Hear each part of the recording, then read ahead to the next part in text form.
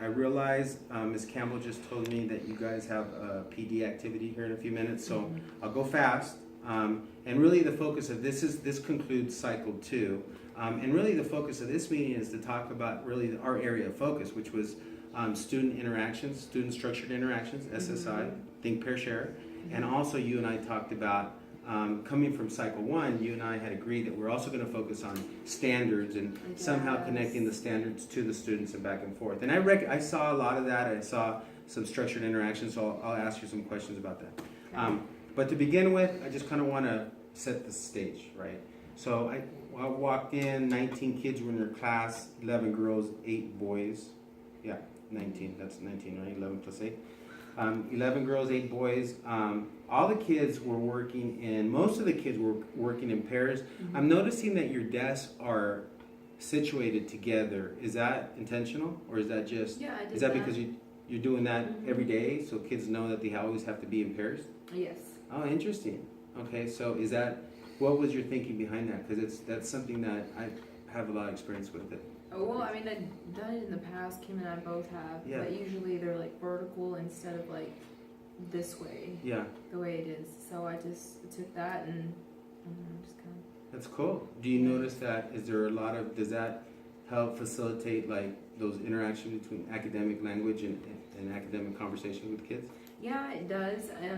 Which it's been pretty good just because like with the conversations, since it's like 4, but these 2 are partners and these 2, and they're not supposed to be talking to other people, but it's helped as far as, say, we don't know what we're talking about, but the people in front of us do. You know, we can hear what they're saying, Right. and so then that can kind of help Yeah. guide us. That's great, So. especially with the kids that are behind. They don't lose face, right? If I'm not sure, I can listen in and go, oh yeah, that triggers something. That's cool. That's very cool to see that. Okay, so the activity, and I'm really going to ask you a lot of questions today, but just to set the stage of the activity. So it was kind of a different but similar activity, what I noticed. I'm not sure what you call this, but I saw the kids in pairs. I think it was timed. Kids had calculators, and so you'd give them, I don't know how much time, but you'd give them a certain amount of time to complete a question. There was a problem on the board. So this time, what was different between this activity and the last activity is every station or every pair had a little note card in front of them with a certain problem. So everybody, and then they had to move stations, and so they had to constantly work on different problems.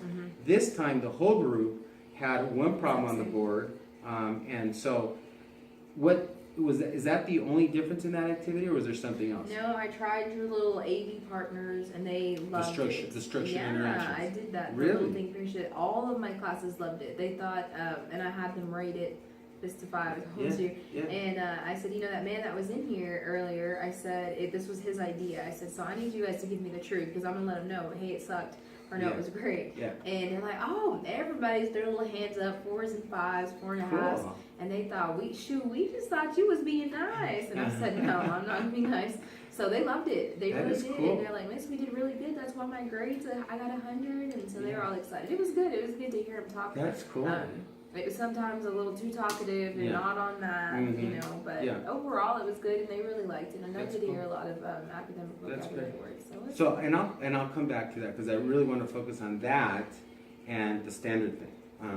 Bringing the standards off the board and stuff. But right now, tell me about that activity. Because what I noticed, I'm not sure what they were working on, but what I saw was that you had a way to assess the problem, and so you scanned, you pushed a button and you scanned. They had devices that they could record their answers on the smart board, right? And so you were able to scan the handhelds. Oh, I thought they were. They're calculators, but you can still it does the math. I can send them questions. They can. Oh, answer. so they're tied. It's yeah, Bluetooth. They're connected. No, I have like an access point. Oh wow. Okay. Cool.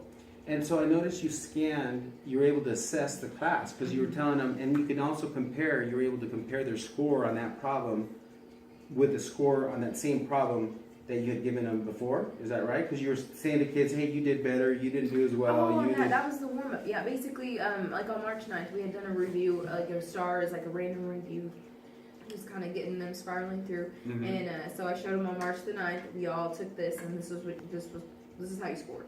So basically your goal is to perform higher certainly not lower, but at least one more question higher. And so I gave them their grades, and then we went and they took it, and then we were able to compare back. And overall, as a class, I want to say they were like at 38% the first time on March 9th.